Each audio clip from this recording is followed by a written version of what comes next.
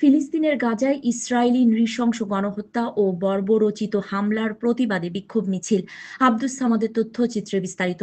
চাঁপাইনবাবগঞ্জ জেলার নাচল উপজেলা ও পৌর শাখা বিএনপির আয়োজনে ফিলিস্তিনের গাজায় ইসরায়েলি নৃশংস গণহত্যা, বর্বরোচিত হামলার প্রতিবাদে বিক্ষোভ মিছিল অনুষ্ঠিত হয়। উক্ত মিছিলে তাওহিদি জনতা এক হও, বিশ্বের মুসলিম এক হও এই স্লোগানে আজ বৈকাল ৫টায় নাচল কলেজ মোড় থেকে নাচল বাস স্ট্যান্ড এসে শেষ হয়।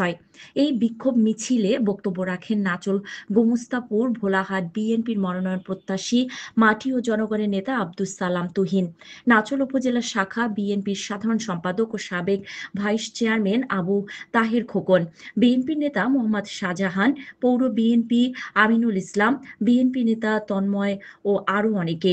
তারা বলেছেন, একজন মুসলিম আর একজন মুসলিমের ভাই, আর এই প্রতিবাদে শত শত মুসলিম ভাইয়েরা নৃশংসভাবে প্রাণ হারাচ্ছে।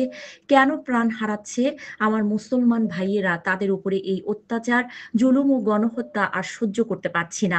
ফিলিস্তিনের এই গণহত্যা বিচার দাবি করে ও ইসরায়েলি সকল পণ্য বয়কট ঘোষণা করেন। সর্বশেষে ফিলিস্তিনি প্রতিটি মুসলমান ভাই বোনদের জন্য দোয়া করেছেন, যেন ফিলিস্তিনি প্রত্যেক মুসলমান ভাই বোনকে আল্লাহ হেফাজত করে।